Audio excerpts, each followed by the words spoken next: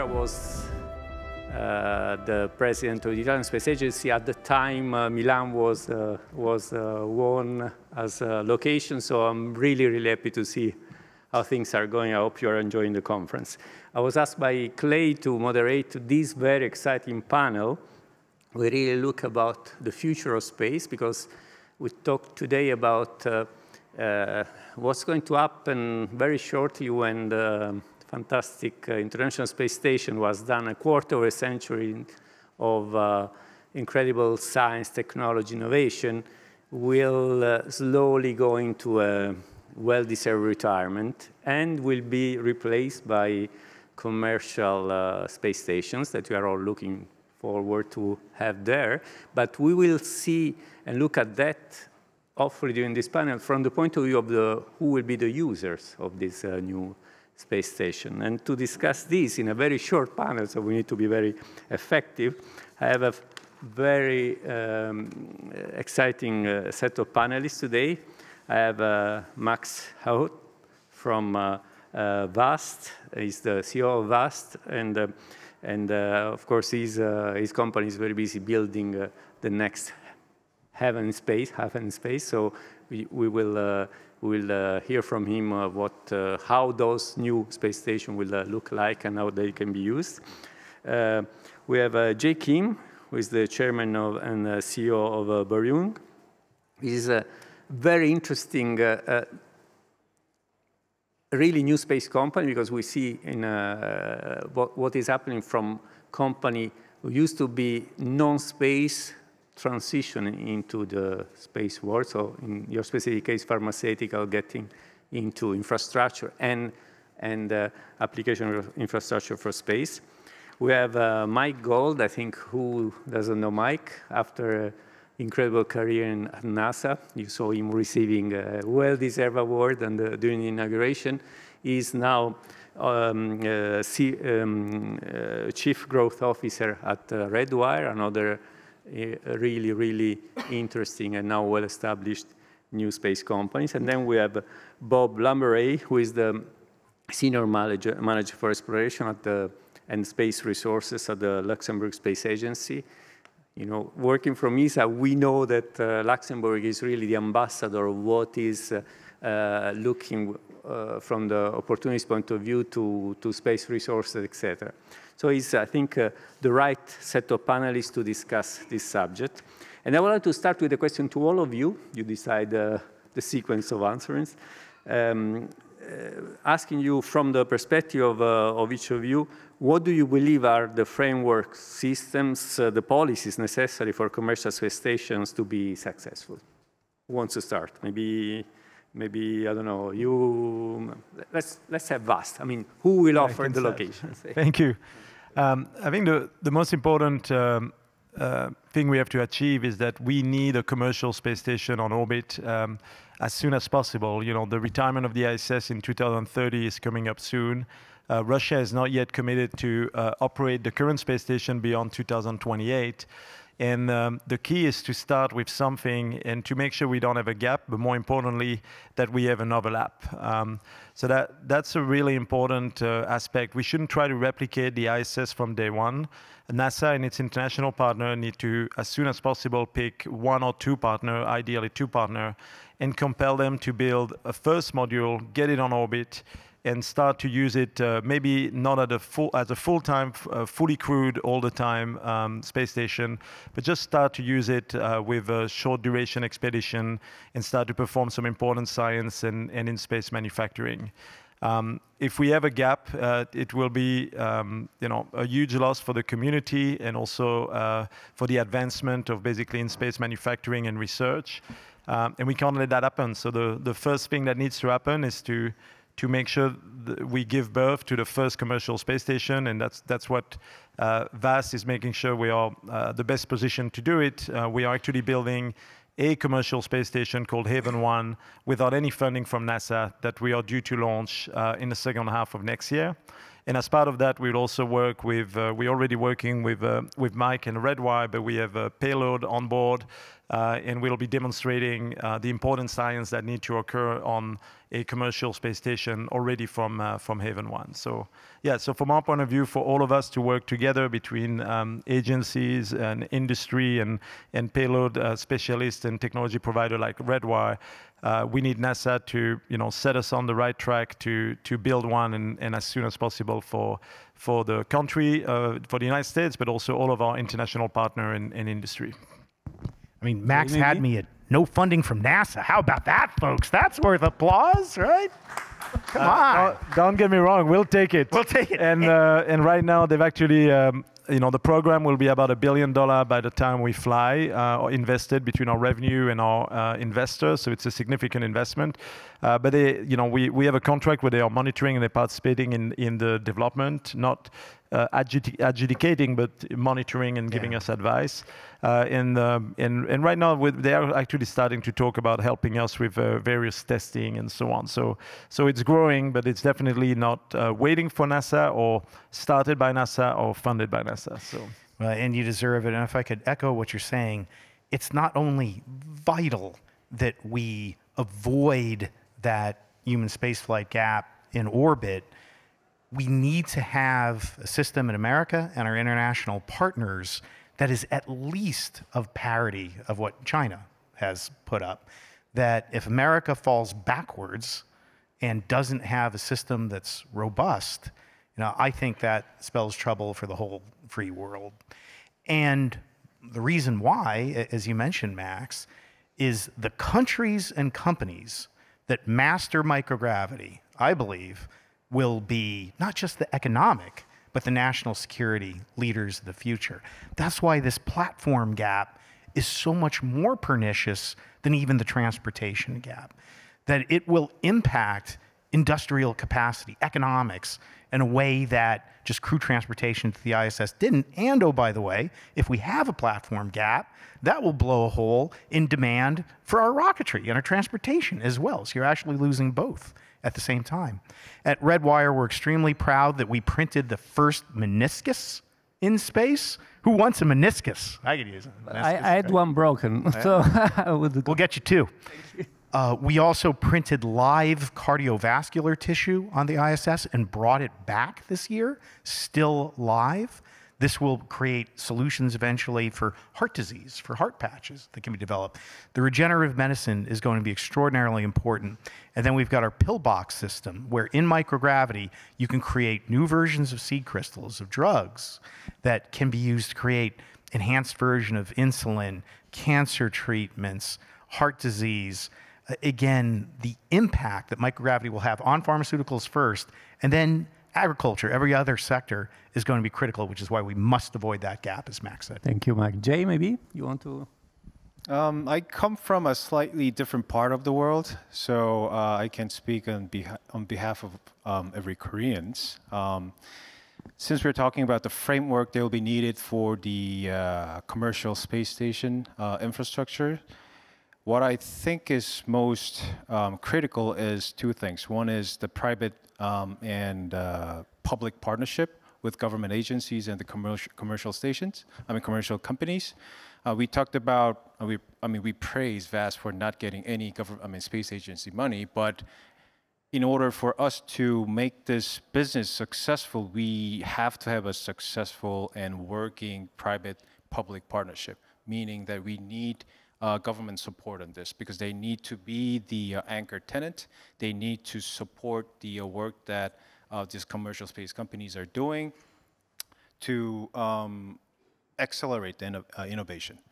And the second part that I want to kind of emphasize is the global collaboration with the commercial space station part, because Korea, for example, we didn't have an opportunity to participate in ISS program. So we only had one astronaut so far in history. And Dr. Lee So-yeon, she went to ISS through the Russian program back in 2008, which was 16 years ago. And we haven't had any human spaceflight program after that. But if we have the commercial space station, that will open up more access to countries that didn't have an opportunity to participate in microgravity. So those two frameworks are critical in making this commercial space station successful. Great. Bob?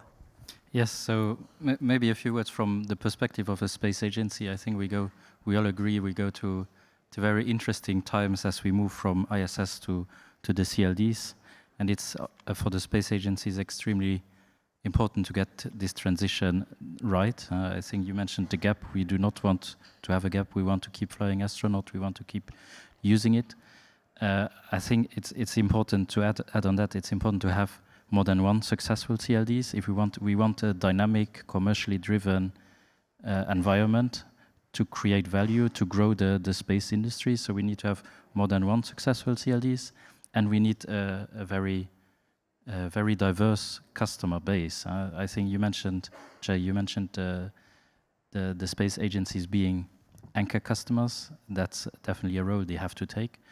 But beyond that, I think they should not remain the only customers. And I think that's also where the agencies have a role to play to stimulate the demand, to nurture new users, new customers, bring new industries like the pharmaceutical industry into this the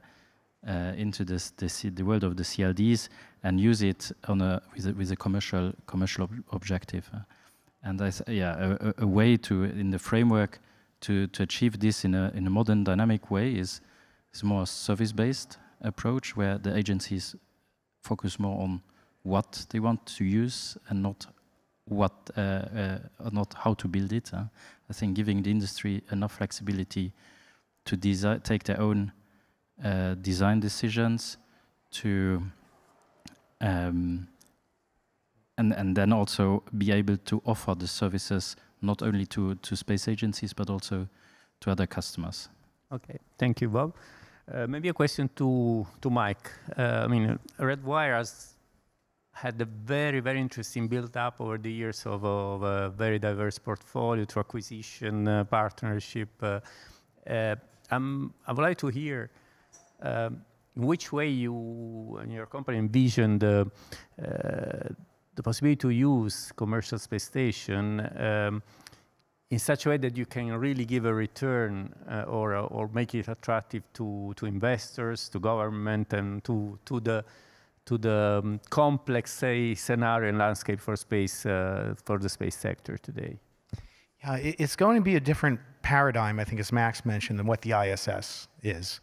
If you know any astronauts, they're constantly breathing and exercising and eating, such prima donnas. It's just very difficult for us sometimes. And actually, the vibrations from astronauts are not necessarily a terrific environment for many microgravity activities. So we could be looking at a situation where you had more of a crew-tended system, where you had microgravity activities, and then astronauts would come up, swap out samples, bring it back. We also need a space from legal and a policy perspective that is set up for commercial use, as opposed to the export controls and some of the IP issues that we have on the International Space Station, which is why a private sector platform like VAST is talking about, not only important from production, but from a policy and a legal perspective. I am a recovering attorney, so I'll talk about that. And then we're going to need diversity of economy. So we think pharmaceuticals are going to be first up, and we need to move as quickly as possible to actually generating money. But we want a diverse portfolio, semiconductors, agriculture, all of these things going to be important. We've got maybe drug development first up, but we need a robust pipeline. And that means that we've got to get out of conferences like this, start going to the biotech and pharmaceutical conferences. Bohr-Young is a wonderful example. We're proud to be a partner with Bohr-Young on the Humans in Space Initiative. This is someone who's not just talking the talk, but walking the walk. That's what we need to do to be successful in this industry. Fantastic, Mike. Actually, you anticipated what I was about to ask to Jay, because I mean, Bohr-Young is you have this annual program named the Human in Space Challenge, which is accelerating exactly investment in space healthcare. So how do you intend to take advantage of the opportunity of a commercial space station to revolutionize investment in the healthcare system? So if there wasn't a commercial space station company, we wouldn't be able to run this Humans in Space program because we wouldn't be able to send anything to ISS to do the research and progress the development of that idea itself. But with the help of Axiom, because we also made an investment in Axiom, we do have an access. So even, I mean, the first day we started the Humans in Space program, we always thought of a way to differentiate ourselves, because tackling because space healthcare wouldn't be too difficult for already established accelerator in Silicon Valley, for example. So we try to really differentiate ourselves, and the way that we figured is for the participants to our challenge, we would like to provide them with an access to ISS. So we made a cold call to NASA, ISS National Lab. Of course, I mean, 3 years ago, we were nobody in this world, so we didn't get any response back. And then we found out there was a commercial space station companies. So we met with Axiom, and we made this connection to work together. So that's how it happened through us. And how I foresee this going forward is that through this Humans in Space program, we tackle this necessary human health risks in space. And it doesn't only include pharmaceuticals. We tackle issues that might arise in humans' eyes. We also have companies that are trying to monitor the brain activities. The companies who are trying to develop a technology to make all the pills into inhaler. So by doing so, I feel like fundamentally we are progressing to understand our body in a better way. And like 10 years down the road, I would love to see some of the technology actually becomes into a reality and affect many people on Earth and people who's trying to go into space. Thank you very much. Bob, maybe to you. I mean, as I mentioned at the beginning, we recognize to Luxembourg being an innovator from the point of view of establishing new models for economic development and use of space. And you are taken often as a reference for other countries in Europe. So which have been, in your opinion, the keys for the successful program of Luxembourg in this field, and what would you recommend to other agencies that are maybe trying to follow the same approach? Yes. So maybe to understand my answer, I'm not sure for those of you who are not so familiar with Luxembourg. The Luxembourg Space Agency is not, I wouldn't say it's a space agency in the traditional sense. We do not have our own mission and technology roadmap, but we try to be the partner of industry to create this future space economy. So basically we have you can call it commercially driven space strategy, and our mandate is to grow the economy, to diversify the economy. And to give a few examples of what we do and how we do this, so we listen a lot to the needs of industry, and we try to help them develop. We do a lot of co-development of technology, of services with industry, where it's important to see also industry investing in this technology, believing in this technology. We set up a venture capital fund in a public-private partnership, where the state invested together with private investors in a fund that is actually helping the companies in a very early stage to develop these technologies.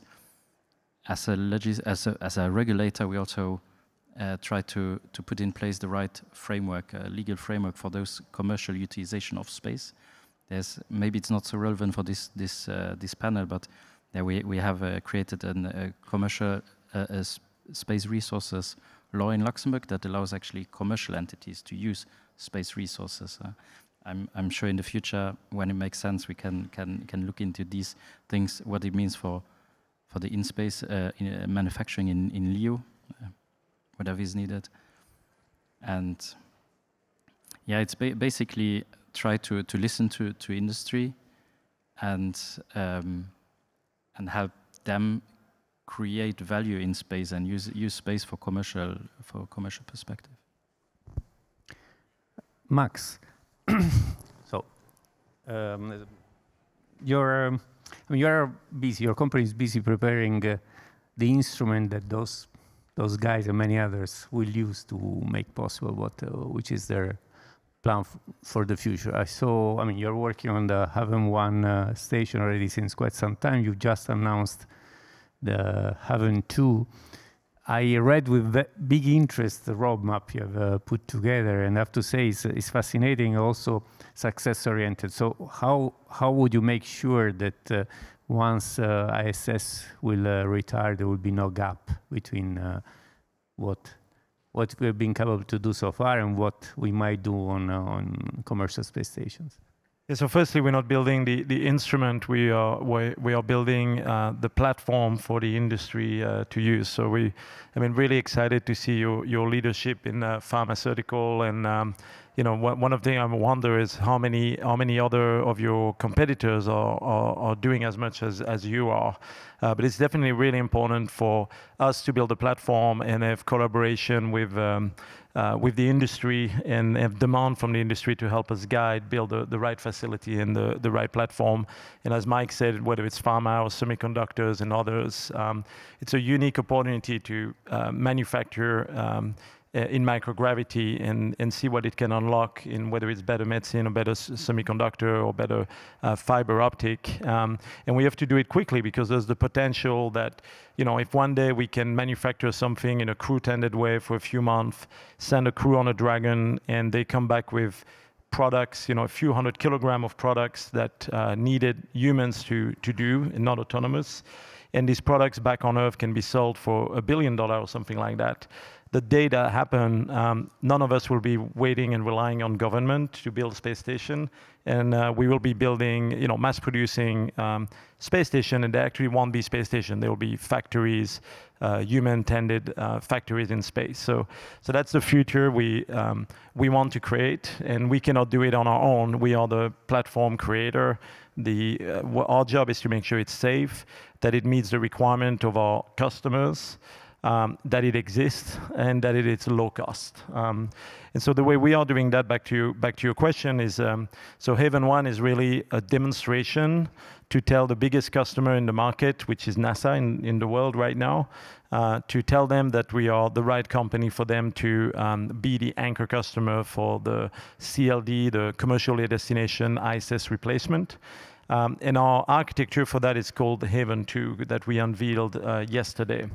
What's unique about Haven 2 is that it meets two really important criteria. The first one is that we have the capability in the first module on orbit before the ISS is retired, not on the same date, but 2 years before. So we are confident that because it's a derivative of Haven 1, our first module called Haven 2 Module 2 will be on orbit before the end of 2028. And at that point, NASA and its partner and our industrial and end users can start testing it well before it's too late, basically, and send crew and send payload.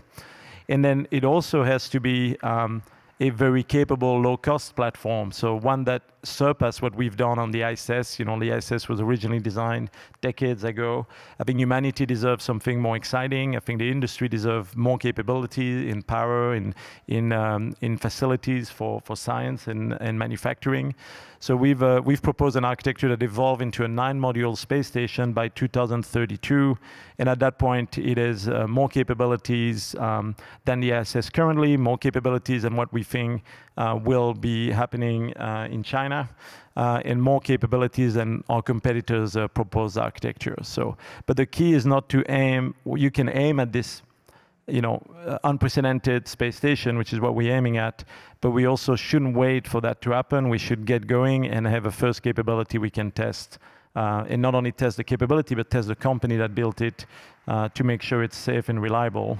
And ideally, I agreed with that point. There should be two CLD so that it can be a real competitive market with competitive pricing for the end users. I see Mike eager to say something. Am I wrong?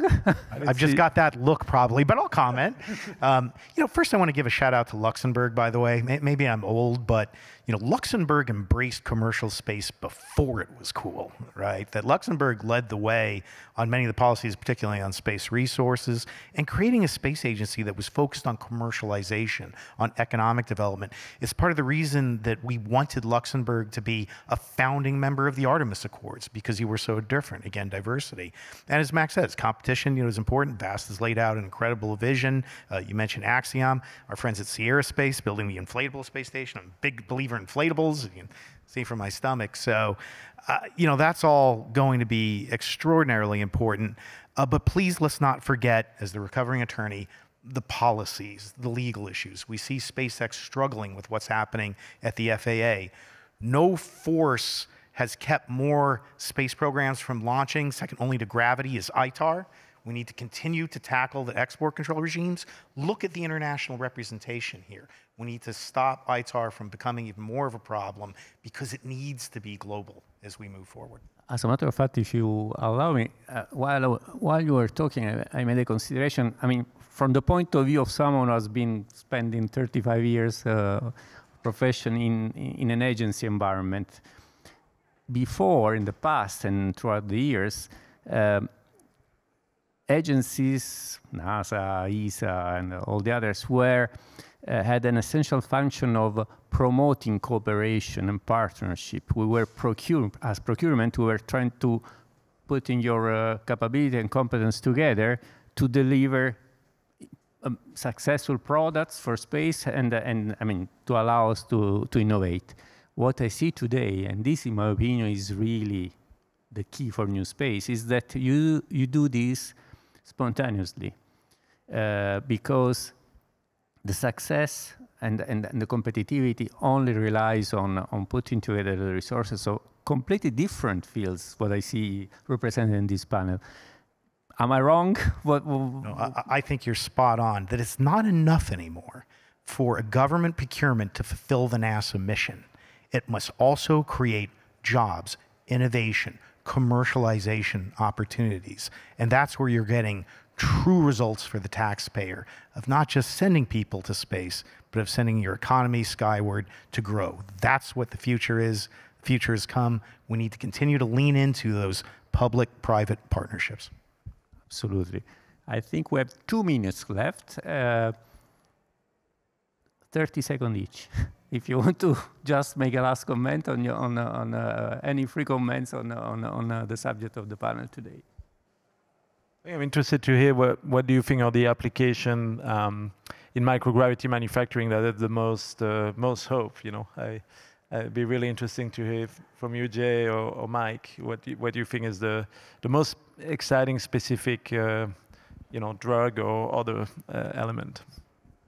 I cannot say which drug will be manufactured or becomes successful with the technology that could be developed in microgravity, but there's already a proven case.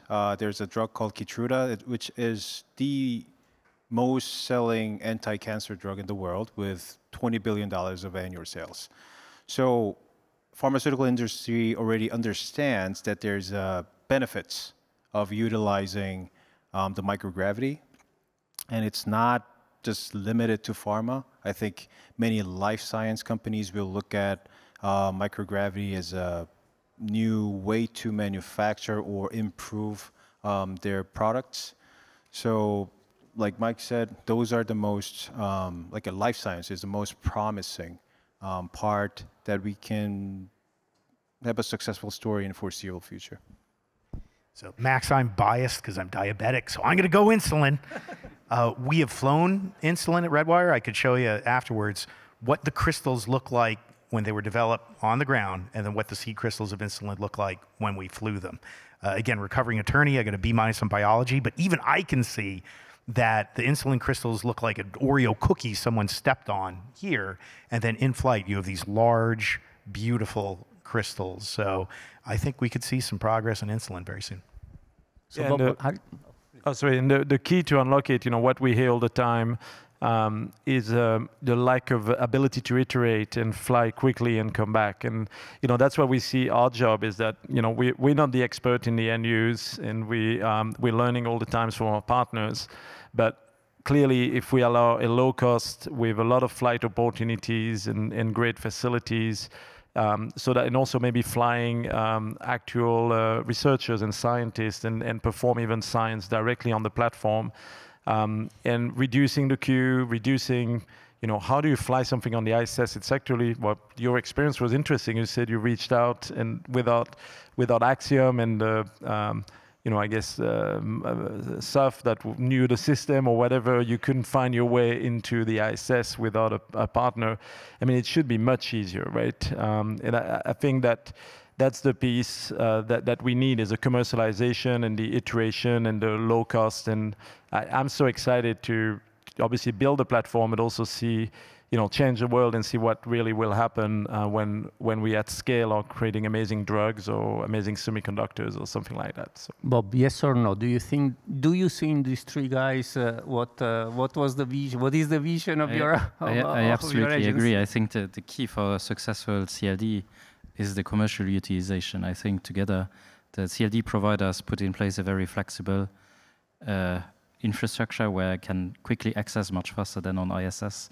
We need to go through many approval cycles and then create value in space, create products in space. And if we find the right product that's worth to be produced there, then we open a whole new door for space industry. We have the time left to give a big round of applause to our panelists. Thank you very much.